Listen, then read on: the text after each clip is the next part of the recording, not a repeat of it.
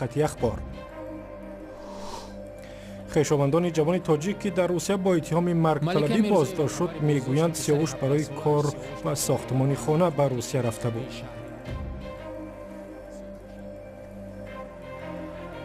رئیسی حزب سوسیال دموکراتی تاجیکستان گفت پیشنهادها برای قطع فعالیت حزب اساس ندارد و ماه آینده انجمن سالانه‌شان دایر می شود.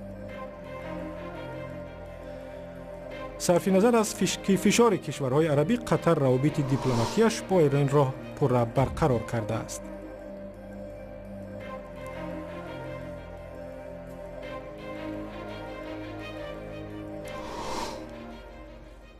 حامیان حقوق در روسیه میگویند ماموران میلیسا سعی دارند پرونده لاتوکوبی بیرحمانه کوچروبی تاجیک محمدالله دولتزاده را پنهانی ببندند. وکیل دفاعش روز 24 آگوست به رادیو آزادی گفت بعدی حمله به دولتزاده در روز 15 آگوست ماموران میلیسا به شفاخانه آمدند و خواستند که او عریضه شکایتیش را پس بگیرد. ناظر منطقوی میلیسا به شفاخانه آمده از محمدالله خواسته است عریضه‌اش را بگیرد. او را میتوان درک کرد چون در شفاخانه تنها مانده است. شهروند کشوری دیگر است و البته ماموران میلیسا میتوانند به او فشار بیارند تا که عریضه‌اش را بازپس بگیرد.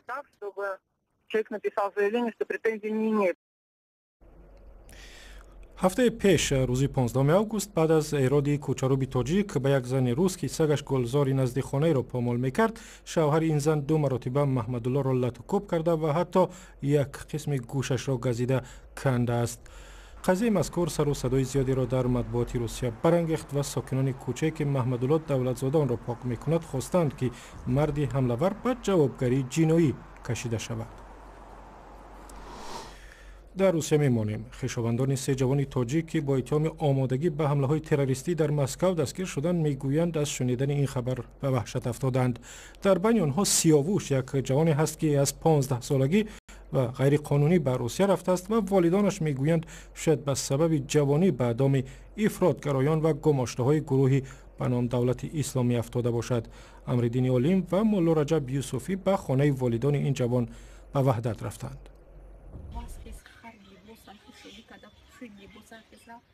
малика мирзоева хабари боздошти писари 17 солааш сиёвуш давронзодаро аз мақомоти интизомии шаҳри ваҳдат фаҳмидааст. сиёвуш яке аз 3 шаҳрванди боздоштшудаи тоҷикистон дар москав аст ки дар омодагӣ ба амалиёти террористӣ муттаҳам мешавад. бовар надорам барои чӣ ки мисол хай вай ма бирам кор кунам мисол ҳамиҷара вай кунем гуфта бардорем ба ин сабаб рафт ва ягон мақсади бадқатӣ нарафта буд ё ягон нияти бадқатӣ ай мехост ки ячи зиндагӣ як мо акав додаро калон шудем мисол беҳбудӣ кунем ячи мисол овод кунем ихи ягон фикри бад дар сараш набуд. сиёвуш давронзода ҳанӯз аз 15 солагӣ барои кор ба русия рафта будааст. ба таъкиди модараш сиёвуш барои бунёди манзили назди ҳавлигиашон кор мекард. малика мирзоева мегӯяд бо писараш доимо бо телефон гап мезад ва сиёвуш ӯро дилбардорӣ мекардааст ки ҳамаш хуб мешавад. ин ҷавон то чанд рӯзи пеш аз боздошт бо пайвандон суҳбат мекардааст. мо инҷа да ният доштем ки дар хонашон кунем ам я дар хона да зиндагӣ кардем хас шароити вазбин бачакомаш калон шудиан охи ва гуфт баҷон мерим кор мекунем мен гуфт ҳамҷара мебардорем ҷа кандагӣ тайёр кардагӣ буд хаба булетша гирифт рафт занг мезад нақс шурӯъ кор мекард. модараш мегӯяд сиёвуш 1 сол аз таҳсил қафо монд вале пас аз бозгашт дигар ӯро барои идомаи таҳсил роҳ надоданд. модари сиёвуш ҳоло аз мактаб домангир аст ки нагузоштанд то писараш таҳсилашро идома диҳад. маъмурияти мактаби рақами 130 шаҳри ваҳдат мегӯянд сиёвуш 6 моҳ дар дарсҳо ширкат надошт ва онҳо бе ягон далел наметавонистанд ӯро аз синф ба синф гузаронанд. фирӯз давронзода бародари сиёвуш ки то 1 моҳи пеш ҳамроҳ бо бародараш дар русия кор мекард мегӯяд 1 моҳи пеш ба ватан баргашт ва то фурудгоҳ сиёвуш ҳамроҳаш буд. соз буд ягон хеле гап хавалиш набудам кор мекардем аҷоб нема будам падарам буд авай инами чӣ кори шудагам баъд омадан маш сега мара гисилкан ба хун пешам падарам рафтаг нестай ҳай гудака оханан сарш то дудян чӣ хеле бачаи оша ҳама ёшонам додари ма. фирӯз мегӯяд баъди боздошти сиёвуш шаби 15 август соати 12 шаб падараш ба рақами апаш занг задааст аммо онҳо ба занг ҷавоб надоданд чун дар хоб буданд. баъд аз ин рақами падари сиёвуш низ دیگر کار نمی کند. دادگاه در ولایت ختلان یک جوان تاجیک را برای به خودکشی رسانیدن همسر 18 سالش به 7 سال زندان محکوم کرده است. در حکومت ناحیه واسه روز 24 آگوست گفتند ظفر پیروف را دادگاه با گناه به خودکشی رسانیدن از راه تهدید به زندان محکوم کرد. همسری ظفر پیروف بعد مدت کوتاه ازدواج روز 21 ایون سرکا خورد و روز بعد جان داد. او قبل از مرگش گفته است که شوهرش او را تهمت میکرد که باکره نیست. وکیل دفاعی ظفر پیروف از شرح حکم به رادیو آزادی خودداری کرد. رحمت الله زایروف رئیس حزب سوسیال دموکرات در تاجیکستان میگوید تنقیدها درباره سست بودن فعالیت حزبش اساس ندارند و فعالیت آنها درست ادامه میکند. رحمت الله زایروف روز 24 آگوست در مصاحبه با رادیو آزادی گفت قرار است حزب ماه آینده انجمن خود را برگزار کند. چند پیش علیم شیرزمانوف معاون رئیس حزب سوسیال دموکرات گفت که این حزب باید فعالیتش را موقتا قطع کند. همکار ما میرزا نبی خالقزاد این مسئله را هم با رحمت الله زایروف در میان گذاشت. یک هفته قبل رئیس بخش بدخشانی حزب سوسیال دموکراتی تویسان علیم شیرزمانوف از طریق رسانه‌ها از جمله رادیو آزادی اظهار کرد که دیگر در تاجیکستان امکانی آزادانه فعالیت کردن، حرف زدن و این چیزها نیست. از این رو پیشنهاد کرد که موقتا فعالیت حزب سوسیال دموکراتی تویسان قطع کرده شود. از روی قانونگذاری فعالیت حزب قطع کرده می شود در انجمن حزب، لیکن و کلمه موقتا یا که دیگه چرا ندارد.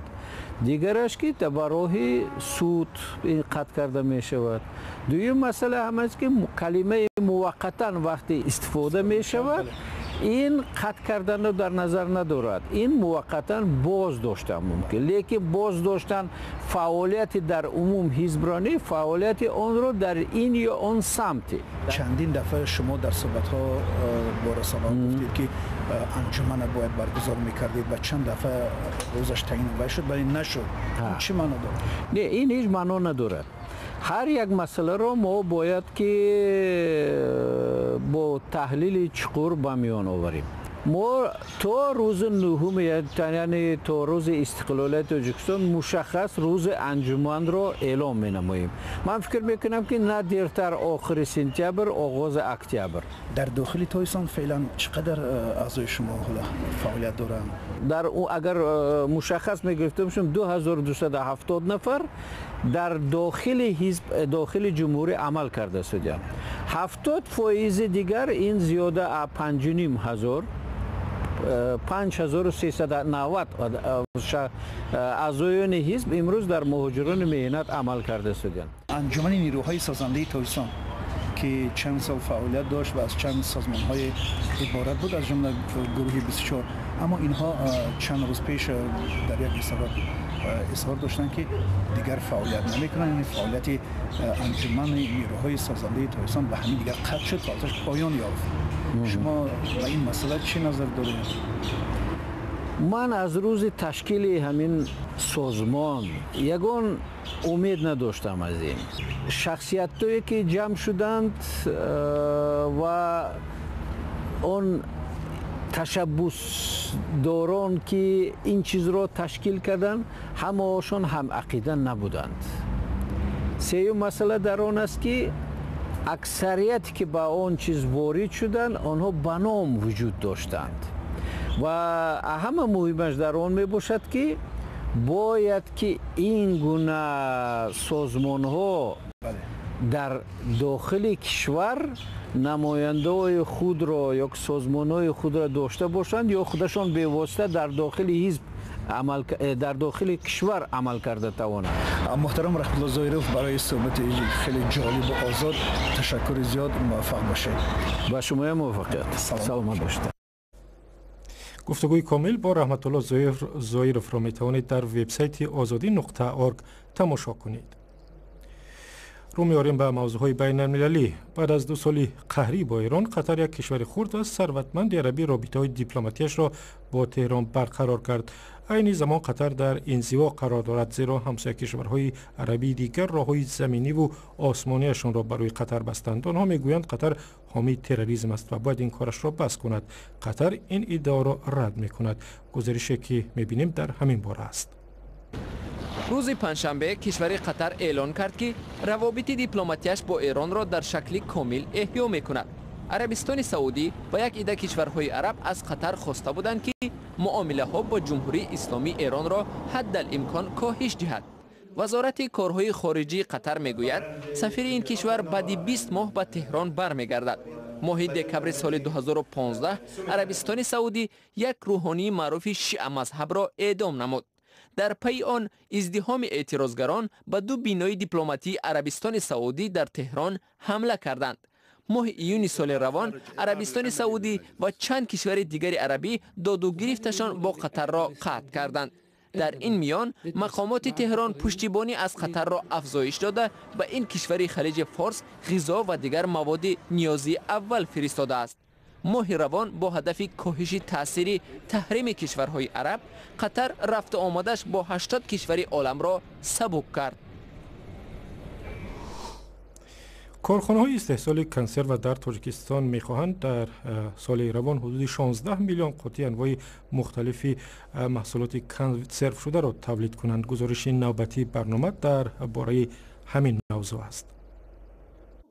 نزاکت سفر و همراه دخترش برای زمستان از پامیدار و بادرین خورش‌های زمستانه آماده می‌کند. لطفیت دختر کلانی نزاکت می‌گوید سال‌های اخیر نرخ کنسرو بالا رفته است و آماده کردن کنسرو خودی کم خرج و بهتر است. بانکا تیار میکنه، بادرین تیار میکنه، شکر تیار میکنه، زیر آب تیار میکنه، کمپوت تیار میکنه، سطح.